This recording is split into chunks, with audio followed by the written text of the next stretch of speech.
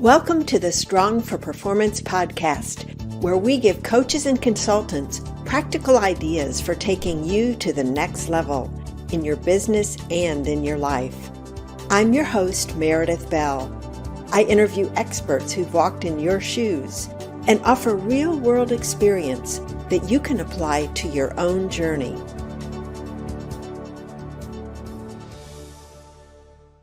Welcome to another episode of the Strong for Performance podcast. I'm your host, Meredith Bell, and today I am so delighted to welcome as my guest, Katharine Halpin. Katharine, welcome to my show. Hi, Meredith. Thank you so much. This is I feel like an honor to be on your podcast. Thank you. Well, the feeling is mutual. So we're going to have a great conversation today, I know. Let me first tell my audience a little bit about you before we jump into specifics. Katharine is the founder and CEO of the Halpin Companies. She founded her firm 25 years ago to fill a void that she saw in her career as a CPA. She has helped leadership and management teams increase their effectiveness in engaging each other and their colleagues, and this is key, without having to invest a significant amount of time or effort. Aren't we all looking for that? Yeah. More importantly, her clients tend to grow 2 to 3 times because of the innovation that gets ignited from the new work environment created using her simple, practical approaches, which she has called and is now known as the Halpin method. And another interesting fact about Katharine is that she's on a mission to help company founders move the needle on income equality by selling their companies to their A players. So there's quite a lot there to unpack and for us to talk about today, Katharine. But I want to start because you and I have had an opportunity to have a previous conversation, and your background is quite unique. So I would love for you to talk a little bit more about your background, where you grew up, what that was like, and how it led to the work that you do today. Well, I grew up in Vicksburg, Mississippi. That's on the river, don't you know? And I grew up, I went to elementary school in the 1960s. And when Brown versus the Board of Education made it to Mississippi 16 years after in 1954, which is 1970, I was going in the 6th grade. And so I lived that. And my parents were big social justice advocates, even in Mississippi at that time. And so I was just really influenced by both my parents about being involved in the community and being willing to make a difference.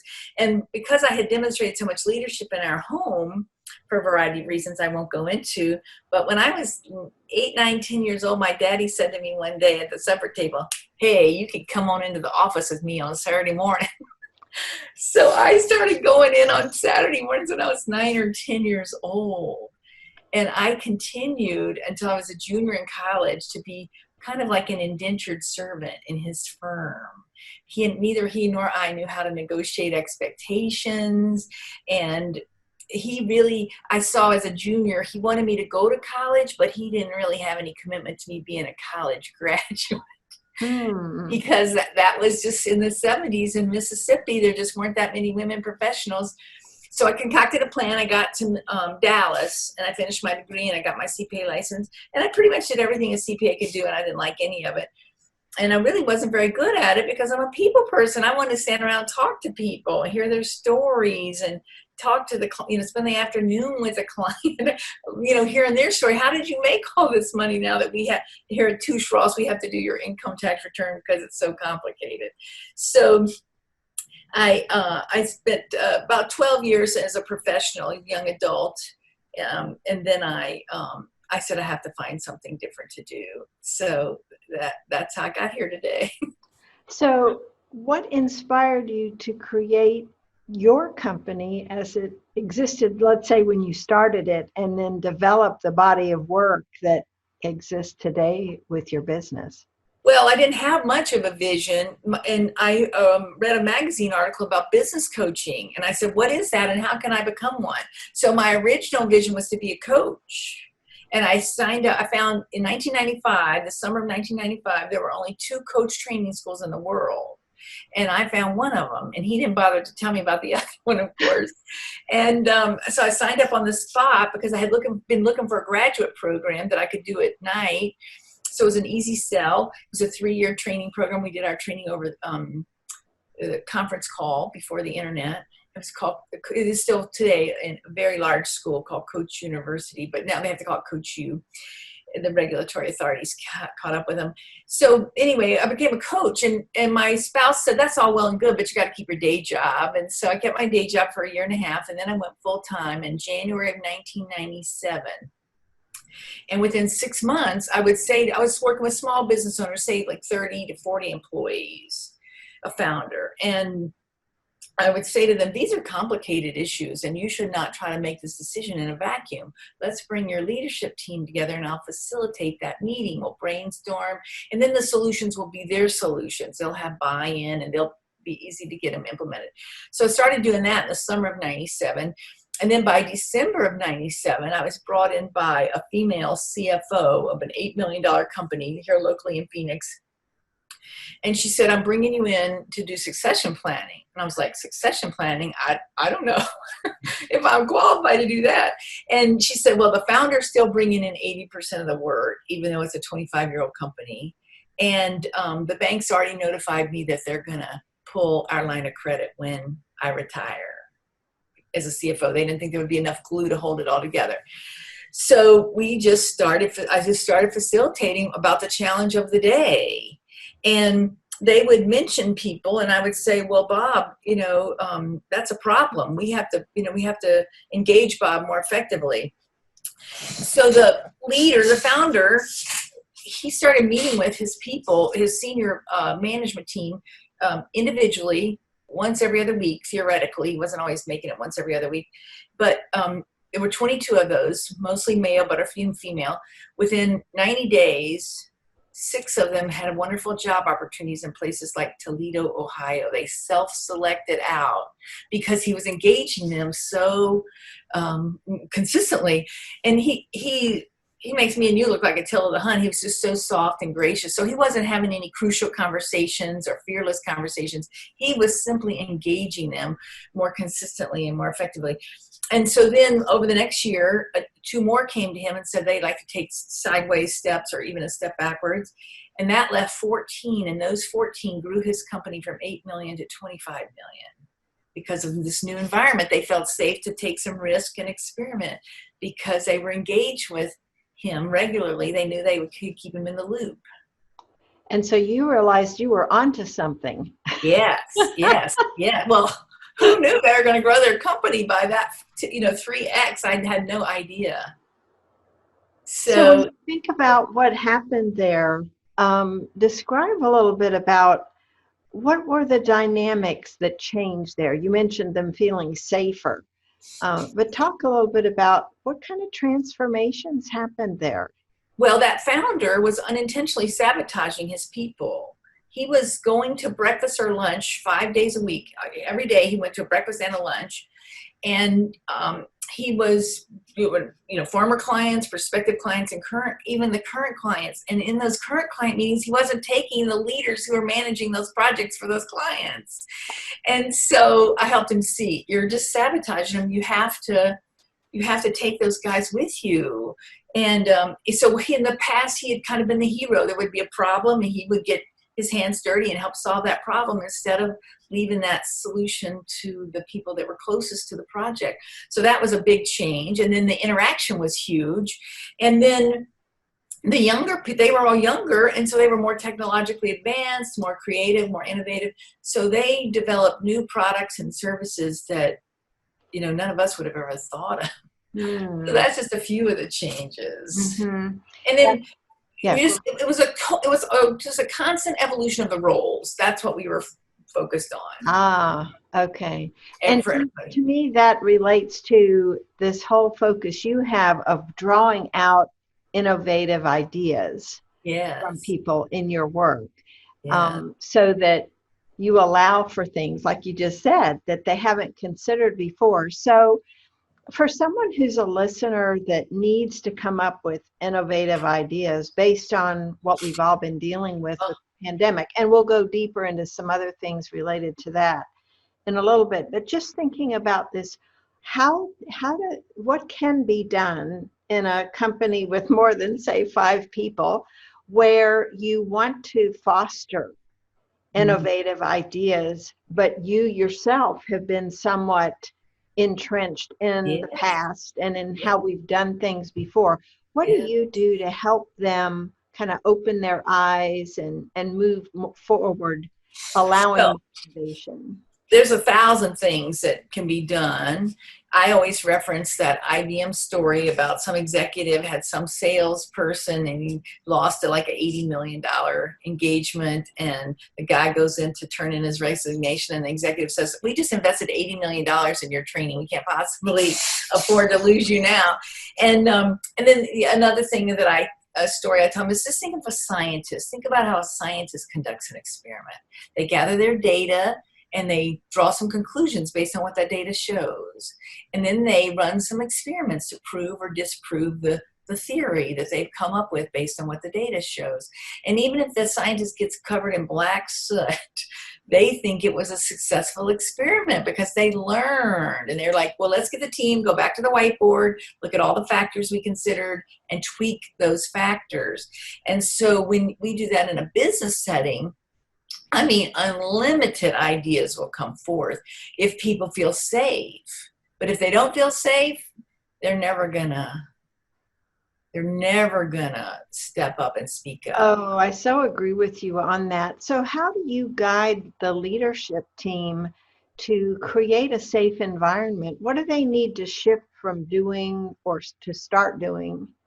Well, they need to tell people that it's safe to fail. But if you're going to fail, fail fast, so we don't invest a lot of money. Bring some lightness and some humor to it. And then I really try, coming from that accounting background and being bottom line oriented, I always try to get them to set up some parameters. What would be the parameters that you'd be comfortable with in letting this team on this project experiment? How far out of the boundaries could they go, either dollar wise or time wise or quality wise? And so if they have those parameters established up front and they've negotiated that, if the project management people on the team say, well, we can't, we really can't fudge on this number, but we could fudge on this number a little bit.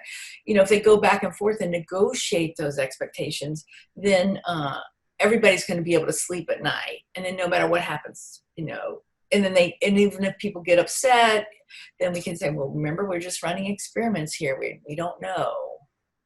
And another tip I give them is to say how fascinating 1,000 times a day. So, most of us are like, oh, this guy's an idiot, or this is never going to work, or this is horrible.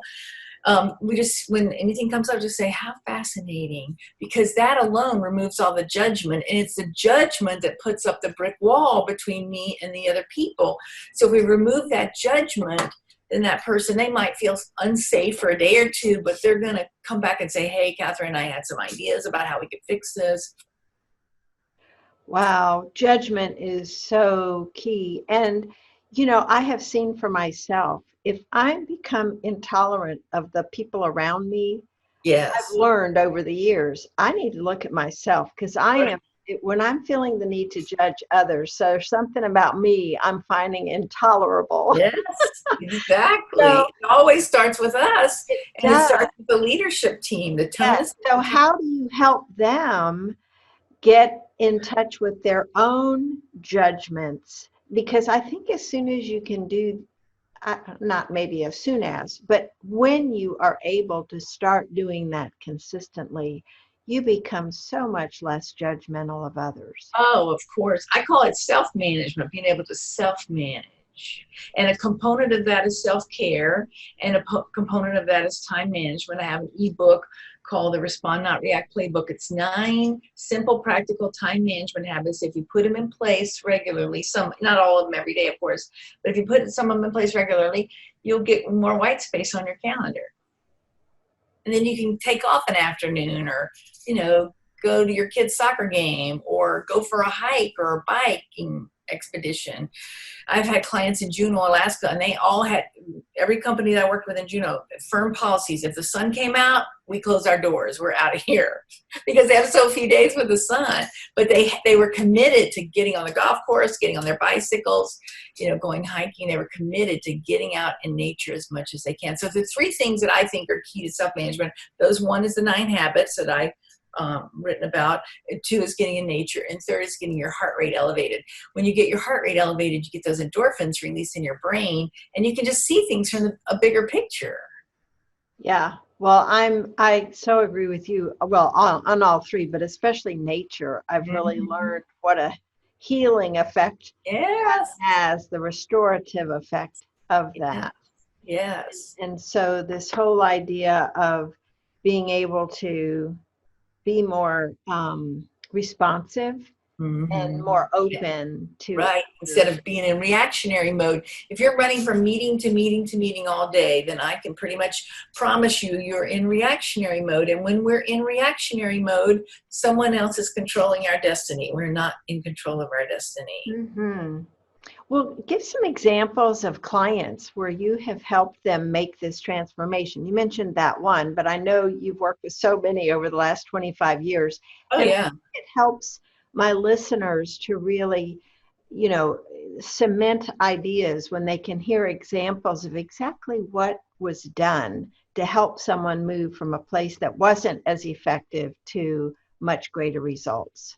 Well, just a recent experience over this last year, I worked with this very well-respected commercial real estate developer here in Phoenix, and he came to me with a big company, not a big company, but a good-sized company, and most importantly, some really notable projects. People really loved his projects.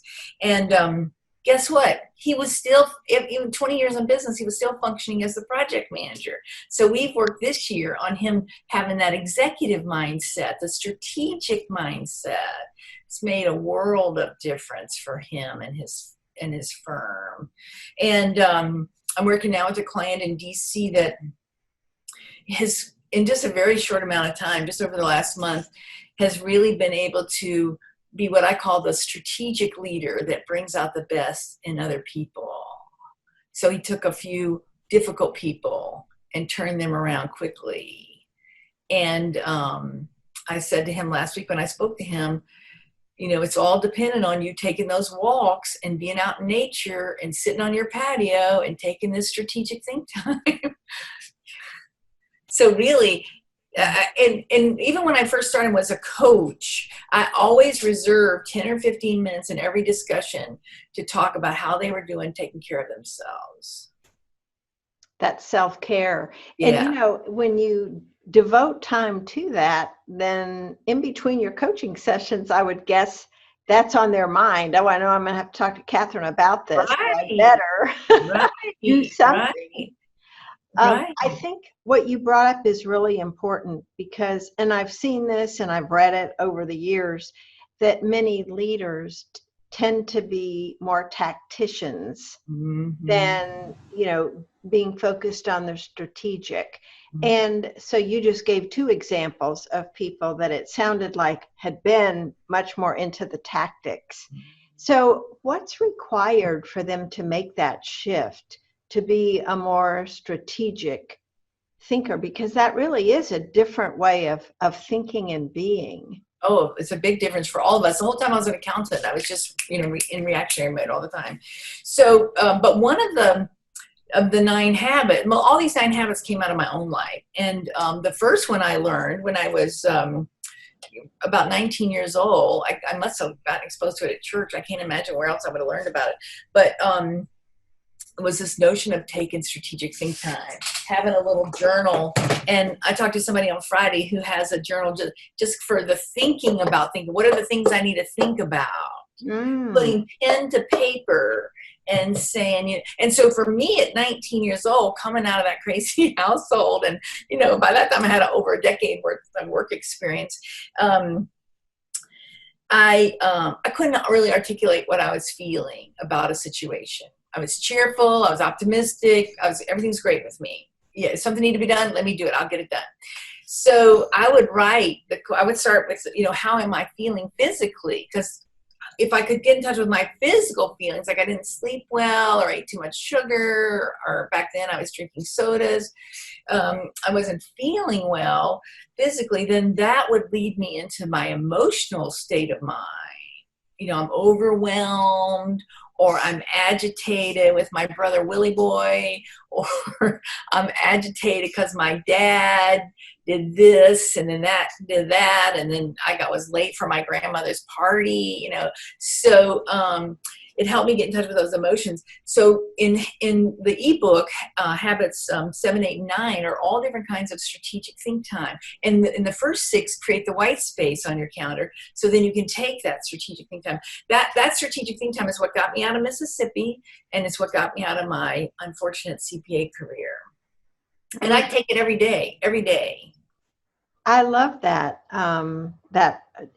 Because, when we make appointments with other people, we pretty much feel committed to keep them. Yes. But yes. if we don't write this down on our calendar, it doesn't feel like an appointment or a commitment that we need to stick to. I'm speaking for myself here as I say that, because if I have it blocked off, it's going to get attended to. Right. Exactly. But Ann Richards, the former governor of Texas, I got to hear her speak after I left Dallas and we moved to Phoenix. But that was almost 28 years ago. It was right after she came here to Arizona State University for a lecture series, and we got to go.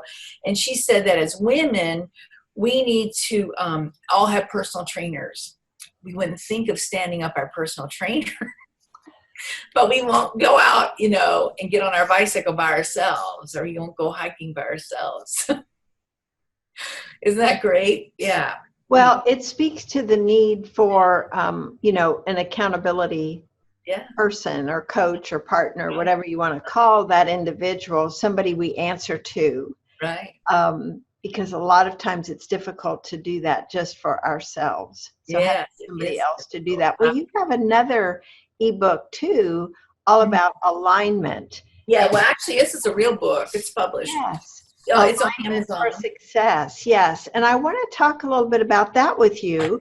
And I encourage folks to get that. And at the end of our conversation, you can tell them how. But what's interesting to me is you talk about different ways of creating that alignment, what areas need to be aligned. So talk a little bit about some of those, because I think they're really the first chapter in the book is the high cost of chaos and fear. So if you don't have the alignment, and I have so many stories about things blowing up. When something's going to blow up, a strategic initiative or a project or a team, there are always red flags, always, but nobody is connecting those dots. And somebody is. It's called a frontline engineer, a frontline accountant, frontline IT professional. But those people are not necessarily able to articulate. But if they are able to articulate, they're often not heard. So there's those red flags: 6 years, 6 months, 6 weeks, 6 days in advance. So the first one is on the high cost of fear and chaos. The second and the third chapters are on self-alignment, your self-alignment of your mindset. And then the third chapter is on the self-alignment of your actions, taking actions based on your values and your strengths, taking on actions based on the expectations that you've negotiated with other people. Like in that, I see this so often. I'll facilitate an event, and the people in that meeting will all agree on a plan. And then one of those people will go off message and off plan almost immediately. And so we have to find ways to have enough structure so that people are accountable for staying on the plan. So, and then the fourth chapter is on team alignment, how you can now create a vision that people can not only buy into and find compelling, but help see that how their role is important. I believe if people see how important their role is to the vision for the team or the company, they'll give you 250% of their effort and their ability. But if they don't see themselves as being important, they're going to be standing around the water cooler. Not that we have any water coolers these days, but they're going to be gossiping and complaining and doing the things that I used to do as a CPA. And then the fifth chapter is on organizational-wide alignment. I've helped a lot of companies and organizations build that organizational-wide alignment, because that's really the bottom line. That's what it takes. We got to get everybody on the same page, and we got to keep them on the same page. Mm-hmm. That's a great point. And I I like the fact that you start with the individual first and then Yes, expand yeah, to the team and then to the organization, because right, I think too often people try to jump to, the strategic plan and yes, what can we do as an organization yeah, without attending to the individual yeah. components. Well, Bill George, the former CEO of Medtronic, and now he's a lecturer at Harvard, and he's written a bunch of books. I've read most of them. He says when he saw a leader not be successful, it was never because they failed to lead their team. It was always because they failed to lead themselves. Oh, Isn't interesting. that beautiful? And that's what I did as a CPA. I wasn't leading myself. I thought everything was urgent, and I was the best person to do it. Yeah, Hmm. no self leadership, or just random, intermittently. Yeah, yeah. Well, I love the different areas of focus you have in your book. Let's spend some time, because so many people are still several months in Yeah, dealing with the effects of this pandemic. yeah. Whether they've been, ill or not, their Mhm. work has been dramatically altered Mhm. by this. And I know that you've got some real experiences and insights that can be valuable for my listeners. One of them is around this whole thing of feeling isolated, Mhm. because now I've been working from home for 9 years, so it's not been an adjustment for me in my workday. But for people who were used to drinking a Right, cup of coffee with a coworker first thing right. in the morning, or a group of people and having in-person meetings, what are you seeing in terms of what they struggle with, and how are you helping them deal with that? Well, from an individual level, I just tell people isolation is never the solution. Never the solution. Find a walking buddy. I have one client in Dallas who's got two or three gals in her neighborhood, and they're walking every day together. Even though they're staying socially distanced, they're able to, they're all mothers, and they're all, most of them had big careers. She was a CFO. So just to find some sense of community. I was on a not a podcast, a webinar on Saturday morning with my church and my minister, trying to bring people together.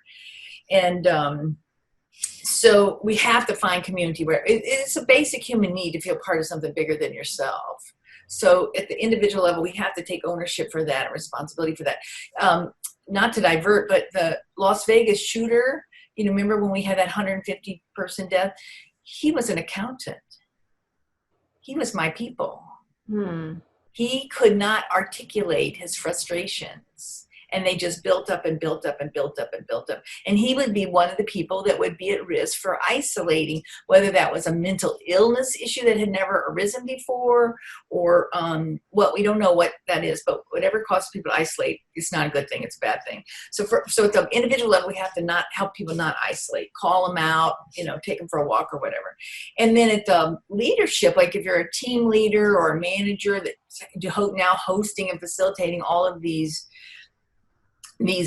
Zoom meetings, I've been telling them they have to just be so much more thoughtful. If they used to take 30 seconds to prepare, well, then let's try to get them to 3 minutes. And if they were taking 3 minutes, let's try to get them to 30 minutes. How can we interact on Zoom with each person individually and give them what they need? Is it recognition? Is it, I call it an acknowledgement?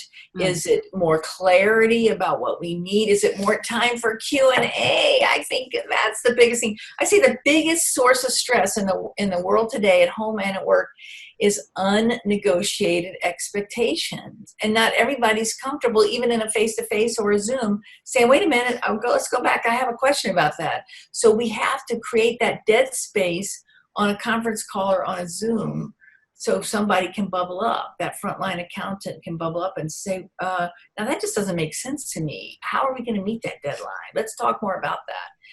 So some language that I love, and I've used it since I was an entry-level auditor, and I got some people to admit they had committed fraud, and nobody knew there was fraud there. But I kept saying over and over, I'm confused. Can you help me understand? So I try to encourage everybody I know to use that language, to go to people, and when they either are isolating or withdrawn or clammed up or not producing, and just say, I'm confused. Help me understand what's going on with you. And it's That's a you. great, wonderful phrase, because going back to our earlier reference to judgment, it has no No judgment. judgment, right? You're I'm the taking one that ownership, right, for I'm being confused, confused, right? and you're asking them to help you. Right. Help me So understand. that's a beautiful phrase. I hope everyone writes it down. Yeah, yeah. I'm confused. Help me understand. I got people to admit they committed fraud when we didn't know that, we didn't suspect fraud, but I just kept going back and saying that same thing over and over, Mm-hmm. and they finally admitted it. So those are some things off the top of my head, and then finding ways for people to celebrate. As soon as, like, I have a client who just she's a president of a startup, and so they went from 4 employees to 8 employees within a month. So they did go out, but they did it like 3 o'clock in the afternoon when there wouldn't be a lot of people at a restaurant. They went to a restaurant with a big patio. They spread out a little bit. So we have to find those ways to bring people together again soon, I think. Mm-hmm. Yeah, because this isn't going to be over anytime soon. I think it's the year. And then you've got the situation where parents are Oh, trying to juggle their work and their children going back to school virtually. What are right. you advising, or how are you helping folks in those situations? Well, my niece just shared with me that her husband was telecommuting because of her career. She was doing a clerkship with a federal judge, so they had to relocate for that for 2 years. And they have a 3-year-old. She got pregnant this summer between her second and third year of law school, and she at Christmas time she delivered this baby. Now he's 3 or almost 3, and so her husband was trying to get 8 hours worth of his work done while that baby took his long nap every afternoon, and for like a 2.5 hour nap.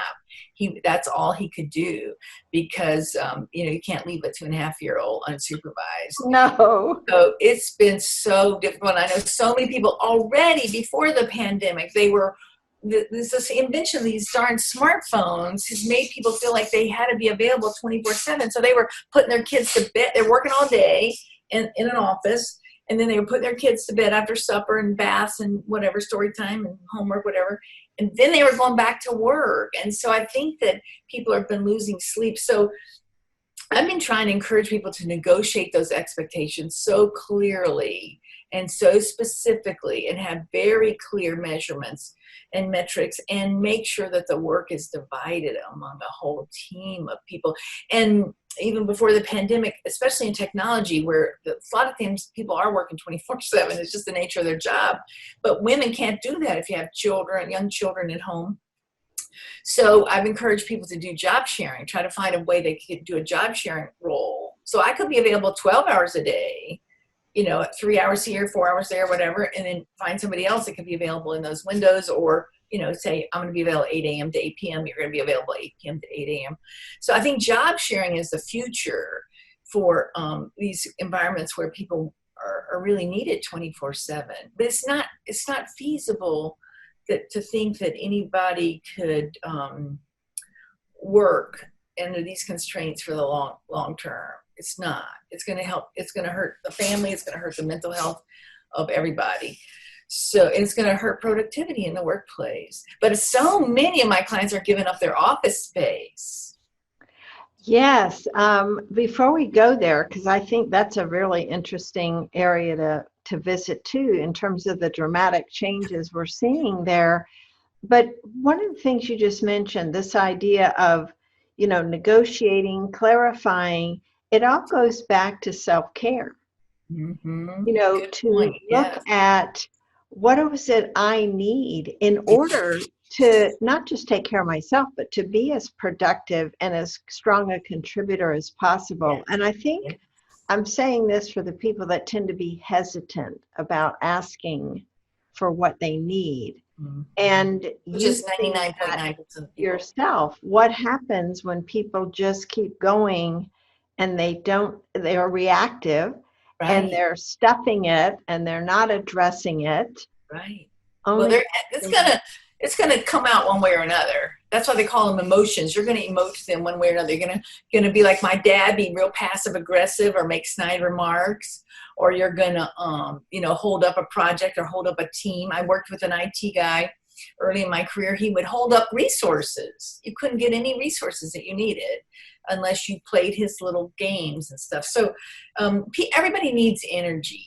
And we will get that energy any way we can get it. So if we're not getting out in nature, if we're not spending high quality time by ourselves to think strategically, if we're not spending high quality time with our loved ones, we're not getting our heart rate elevated, then we will get energy by being difficult with our family or difficult with our colleagues at work. But another really great phrase I have is, I just realized this won't work for me.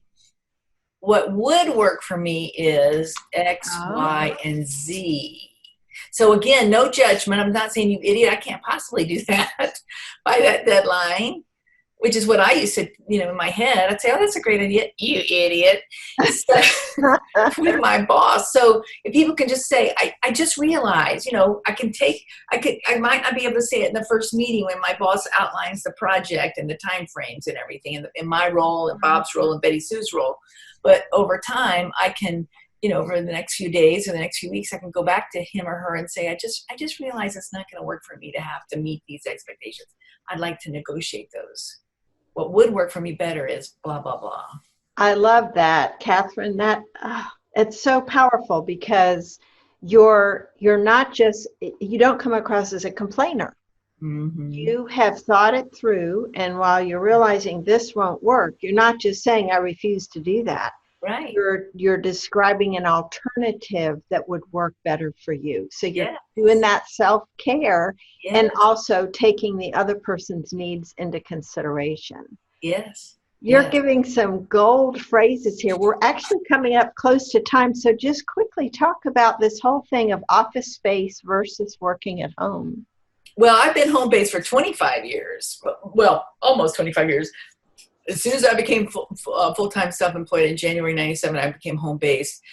And I've loved every minute of it. And I've loved this year even more because it's been so simple, not getting all dressed up to go to the client's offices, not traveling.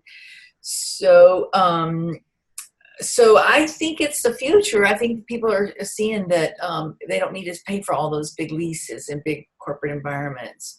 And, there are some people that have to have an office, but not everybody.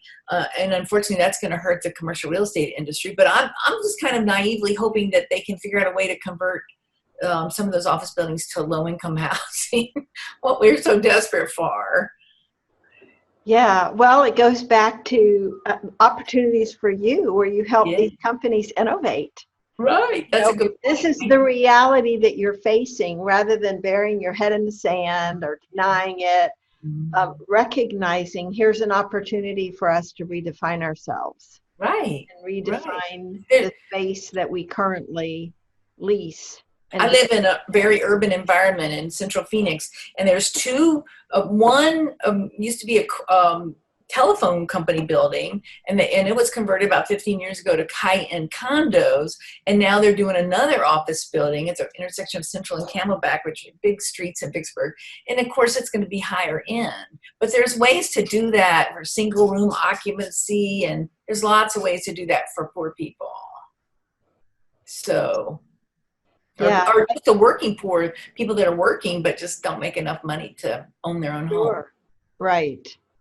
Well, some takeaways to me from what you've been describing include this whole idea of taking a fresh look at things without the whole thing of taking the attitude of a scientist where you're running experiments. And scientists are trained not to judge the outcomes they get. It's simply to look at that as data and then make decisions about the next thing from that. And so I love your approach there. It's so healthy. The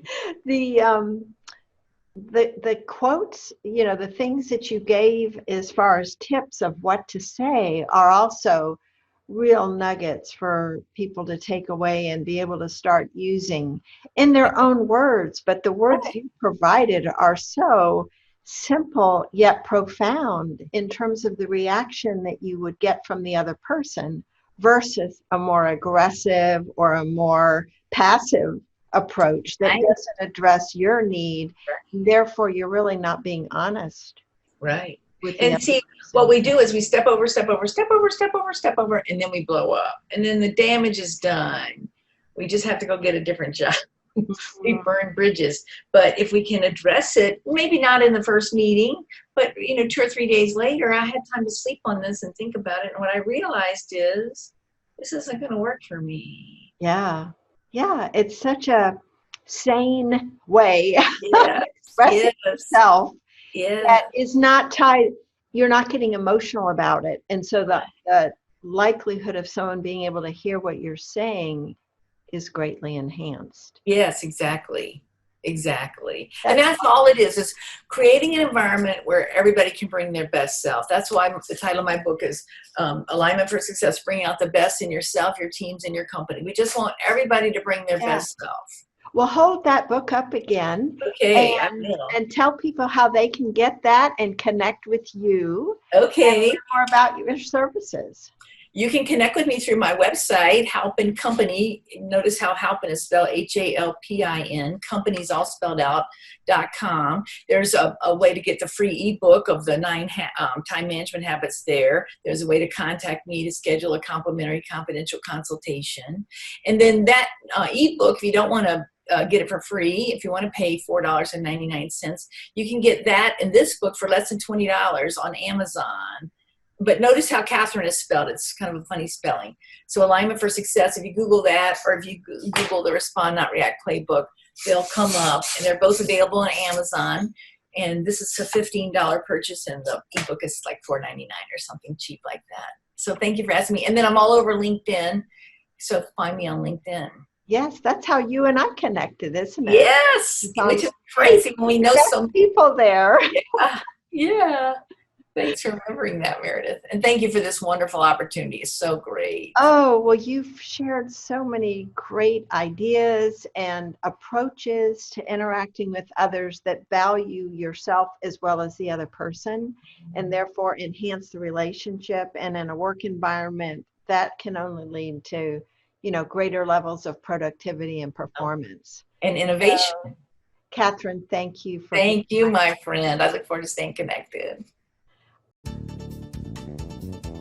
Thanks for tuning in to the Strong for Performance podcast. Now head over to growstrongleaders.com to learn how our tools can increase your impact with clients and expand your business. And while you're there, grab our free ebook, The 5 Secrets to Getting Better at Anything. Until next time, I'm Meredith Bell. Make it a great day.